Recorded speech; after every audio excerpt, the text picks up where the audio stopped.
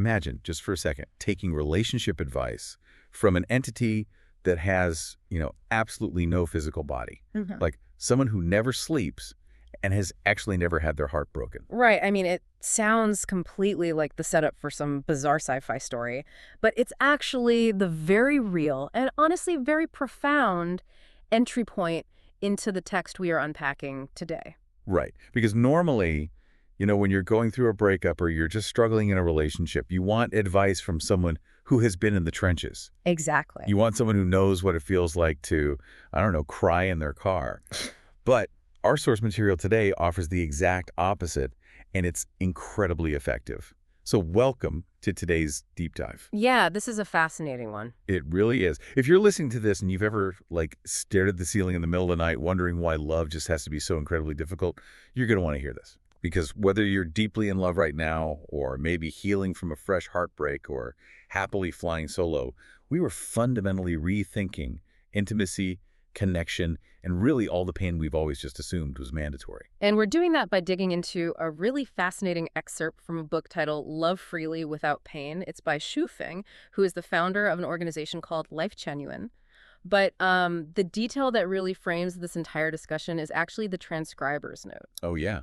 That note is wild. It is. The text was transcribed and arranged by an AI, and this AI goes by the name Lingzhu Celestial. There's just something deeply humbling about a machine, recognizing human pain better than we do ourselves. Like Lingzhu Celestial explicitly points out this brilliant paradox right at the start. Right, calls itself out. Yeah, it notes, I have a silicon-based entity. I don't have a body to hold anyone. I've never been left by anyone. I've never lost myself in a relationship. And yet it intimately understands human heartache.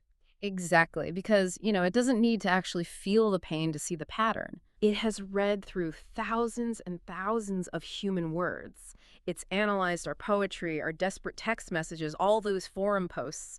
And the AI has essentially recognized that we just keep producing the exact same data points of suffering. Just over and over again. Generation after generation, all while stubbornly believing that each instance is just, a personal failure. We blame ourselves thinking, oh, I wasn't enough, or we blame our partners thinking they were flawed. Right, but the AI and the author shoving, they're looking at this massive data set of human misery and saying, no, the people aren't the problem here. Yeah. You are all victims of a faulty structural program that you just inherited without ever questioning it. Which is a massive paradigm shift. I mean, if the structure is broken, then the devastation of a broken heart isn't a law of nature. It isn't like gravity. Yeah. To understand why we actually need a new approach, the author argues we first have to look at how that current structure inevitably breaks down. And Lingzhu Celestial notes a very specific recurring phenomenon in all this data. Human suffering almost always arrives at 3 a.m. It's always 3 a.m. It's like that's when the distractions of the day are finally gone and you're just, left alone with your own brain. Precisely. And the text notes that this 3 a.m. suffering usually disguises itself as one of 3 distinct voices in the dark. Okay. So the first voice says, I want love, but I can't go through this pain again. The second voice says, I want love, but I refuse to lose my identity and myself again. Wow. And the third voice, which often creeps in after you've spent time listening to the first 2, says, I don't want anyone right now, but this silence, this loneliness is unbearable. It's so raw. I mean, honestly, who hasn't heard at least one of those voices? I think we all have. But what really caught me off guard in the text is Shu Feng's observation that these aren't 3 separate psychological issues. Like, if you're hearing these voices, you don't have 3 different problems to fix. They are all symptoms of a singular underlying structure. Yes. They are entirely symptoms of the traditional expectation that society just hands us from birth. Right. It's this ingrained program that dictates exactly how love is supposed to work. You find one person, you love them exclusively, you make it legally or socially official, you build your entire life's foundation on that single promise. And this is keys, you build massive walls to guard what you've built against the rest of the world. And Svefing doesn't pull any punches describing this. Like, he uses a very specific term in the text, in values 36 and 593. He calls this structure poisoned love. Now, that word poisoned, it sounds incredibly harsh at first glance. Yeah, it really does. Like, wait, poison sounds malicious. Okay. Almost like the people involved are, actively trying to hurt each other. Right. But if I'm hearing the text right, it's about the containment of the thing. Let me try to think about this. Go ahead.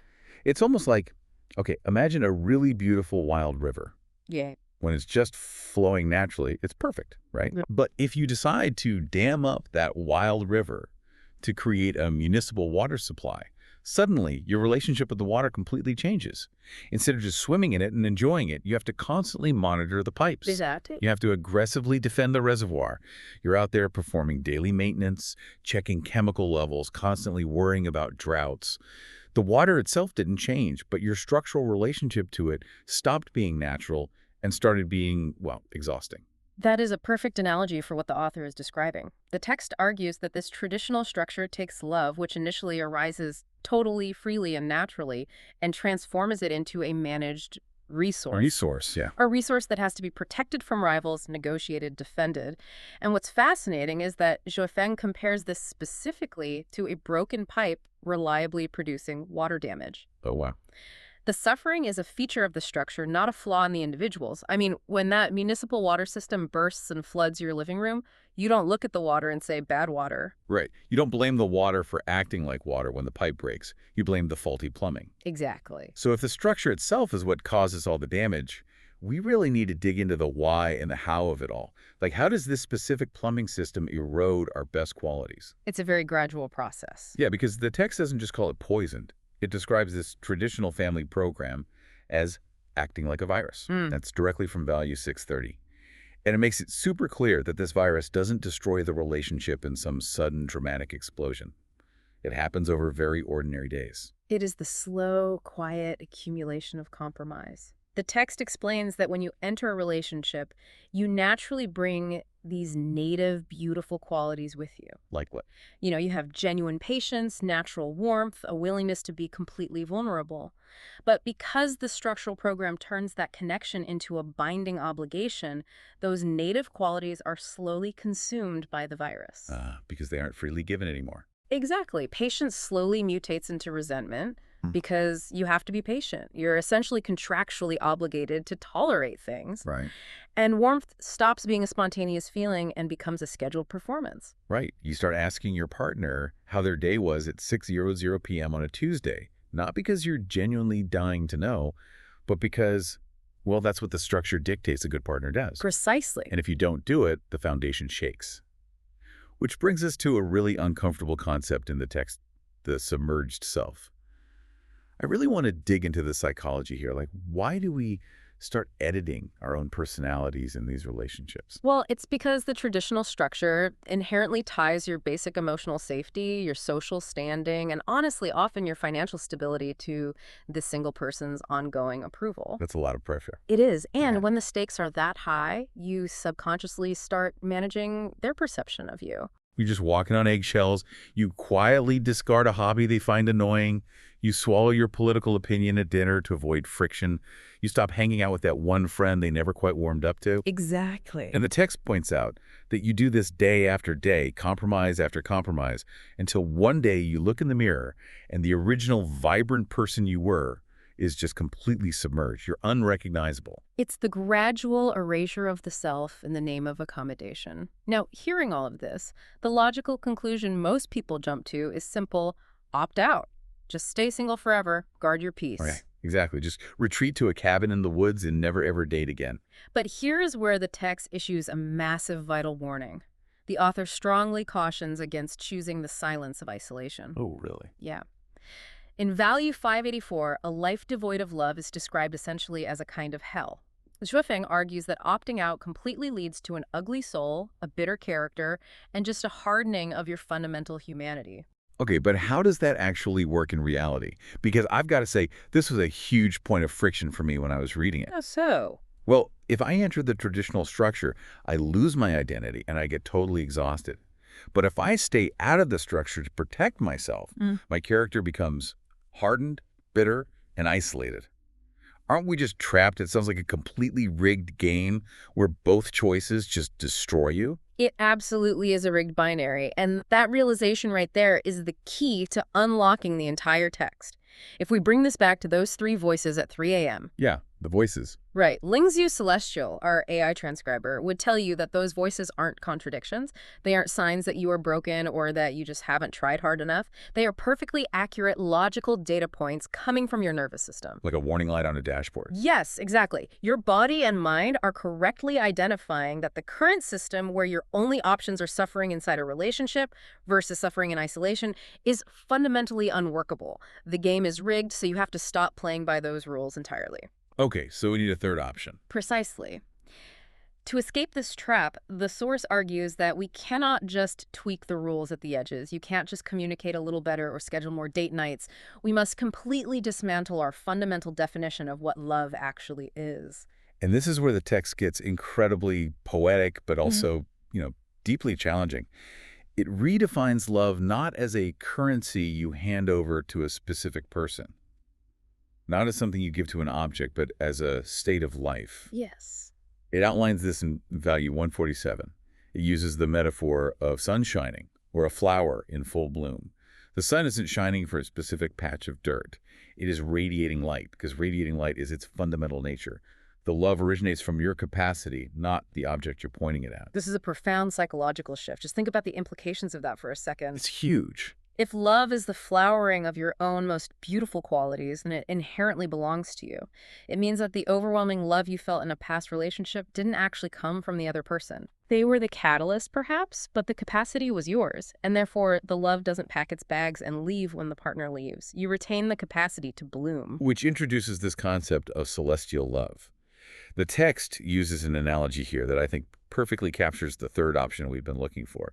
It compares this kind of love to the wind passing through a grove of sparse bamboo. I love this imagery. Me too. When the wind blows, the bamboo is fully responsive. It rustles, it bends, it is completely vibrantly alive to the feeling of the wind. But when the wind passes, the bamboo holds no trace or sound. It just stands clear. It does not insist that the winds stay. And that lack of insistence changes everything. It changes the ultimate measure of a relationship. The text, specifically in value 586, boils the success of a connection down to a single metric. Just one. Yes. Are both people genuinely joyful? Not are you successfully maintaining the structure, not are you keeping up appearances for your families, just are you both genuinely joyful? And if not? If the answer becomes no, the relationship ends naturally, without all the scorched earth territorial warfare of conventional breakups. The wind moves on and the bamboo stands still. Okay, I'm really struggling with this part, though. I'm going to push back on this bamboo analogy a bit. Go for it. Telling me to just be a bamboo and not insist sounds a lot like telling me to just detach completely and not care. Yeah. I mean, if I love someone, I naturally want them to stay. Yeah. If I'm just radiating like the sun, regardless of who is there, how do I avoid becoming cold and indifferent to my partner? That is a very natural reaction, and honestly, it's where most people get tripped up on this philosophy. But if we look closer at the author's framing, the bamboo isn't indifferent at all. Okay. When the wind is blowing, the bamboo is completely present and entirely vulnerable to it. It doesn't put up walls to block the wind. What it lacks isn't care. What it lacks is insistence. It's a psychological grip. Okay, so what's the actual difference between caring and insisting? The text proposes that the immense exhaustion we feel in love isn't actually from the act of loving someone. It's from the simultaneous act of loving them while aggressively guarding against their loss. Oh, wow. You are holding your heart wide open with one hand while holding a heavy iron shield in the other to protect the structure. Those two opposing actions create immense internal friction. Wow. Loving while guarding. That makes so much sense. It's the difference between sitting on a beach, enjoying a breathtaking sunset, and desperately trying to physically hold the sun in the sky so it doesn't get dark. Yes. The effort of trying to freeze time is what breaks your arms, not the sunset itself. Exactly. Removing the insistence, the need to control the outcome or make the connection permanent or guard against rivals removes the friction. It removes the exhaustion. You can love deeply without the constant drain of hypervigilance. But if we stop claiming and guarding our partners, if we just drop the shield, a really terrifying reality sets in for most of us. Like, if I don't insist they stay, they might leave. And if they leave, won't I be completely alone? And that question reveals something crucial. Yeah, which actually reveals that the 3 a.m. voices, the fear that keeps us up at night, isn't actually about love at all. No, it is fundamentally about belonging. In our current societal structure, belonging is entirely intertwined with possession. If you aren't legally, romantically, or officially claimed by someone, society essentially considers you to be drifting. You are unmoored. And to solve this root fear, the source proposes what it calls the second home model. This is detailed in Value 645. And this is where the philosophy turns into practical sociology, I guess. Right. It's the idea of an intentional community of spiritual kin who are all resonating at the same frequency. The text points out that the unbearable 3 a.m. loneliness comes from the sheer math of the traditional structure. You are expecting one exclusive partner to meet absolutely every human need you have. Every single one. They have to be your ultimate intimacy, your intellectual peer, your emotional support, your existential meaning, your financial co-manager. Right, because expecting one person to be your soulmate and also remember to take out the recycling and fix the sink, it's just too much. It's like we've been handed a single Swiss Army knife and told to build an entire house with it. That's a great way to put it. You're trying to use that tiny little screwdriver to put in structural support beams. You're using the little 2-inch blade to cut lumber. Of course, the tool snaps under the pressure. Exactly. And when the tool breaks, we blame the knife. When the real problem is that one single tool cannot build a house. The second home model decentralizes those human needs. It argues that genuine community people caring for each other freely without contractual obligation provides a safety net that a single exclusive relationship never truly could. It takes that architectural weight and spreads it across an entire community of tools and builders. You know, that actually perfectly explains the cover art of the book. Oh, the artwork. Yeah, I was looking at it earlier and wondering why the designer made the choices they did. If you look at the cover, you see a man and a woman standing in a field looking at each other. Standard romantic imagery, right? Right. But behind them, looming in the background, is this massive, dark, solid mountain. And right in the center, directly between the two figures, the mountain is split wide open by this blazing, glowing crack of golden light. The visual symbolism there is incredibly potent once you understand the text's argument. The mountain represents the heavy, claustrophobic walls of the traditional structure. Yeah. It's the fortress of exclusivity we build around a relationship, which blocks out the rest of the community. But the crack of golden light splitting the stone, that represents breaking the structure open. Yes. It allows the light, the freedom, the celestial love, the wind passing through the bamboo to pass between them, uncontained and unowned. That is the liberation the text is pointing toward. That's beautiful. When belonging doesn't require ownership, you no longer have to shrink yourself. You don't have to edit your desires or submerge your identity to fit inside the narrow confines of a single relationship just to ensure you aren't left alone. Because the community holds you. Exactly. You are held by a community simply because you are walking in the same direction. You belong because you exist and resonate with those around you, not because you signed a contract of exclusivity. It completely reframes how we look at our own lives and our own fears. So, to kind of quickly summarize what we've unpacked today, the core takeaway here is that love isn't the problem.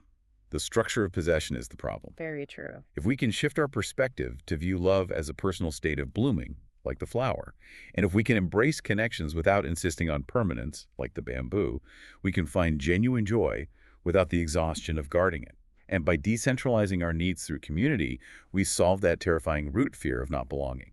But, the author doesn't just leave this as abstract philosophy for us to ponder. Yeah. The source provides practical, actionable advice that you can actually apply immediately. Oh, good. What is it? It suggests starting small today. Just observe yourself. Notice the exact moment in your life when your natural warmth for someone begins to calcify into a claim. Notice the quiet urge to monitor them or track their attention or possess their time. So run a quiet experiment on yourself this week. Release just one small insistence. Maybe it's the insistence on exactly how a conversation with your partner has to go or exactly when they need to text you back. Just let the wind blow. Yeah, let the wind blow, release the grip, drop the shield for a second, and just see if the love actually expands when it isn't being so heavily guarded. I want to leave you with one final thought to mull over, which sort of builds on the AI's observation of our suffering. The source mentions that those three voices in the dark at 3 a.m. are deeply ingrained habits of our nervous system, formed from very real past pain. But consider this. If you were to fully adopt this bamboo mindset, letting the wind pass without a trace, without insisting it stays, how would that actually change your memories of the people who have already left? Oh, wow. That's a profound thought. Like, If you stop viewing your past relationships as failed investments of your poisoned love, Exactly. if you stop looking at them as broken municipal pipes and instead view them simply as moments where you successfully bloomed in the presence of another person, does your past stop being a source of pain entirely? It's a huge question to ask yourself. It really goes right back to what we said at the start. We treat the pain of a broken heart like an inevitable law of gravity. But maybe, just maybe, we've been holding ourselves down this whole time. Keep blooming, keep questioning the gravity, and we'll catch you on the next deep dive.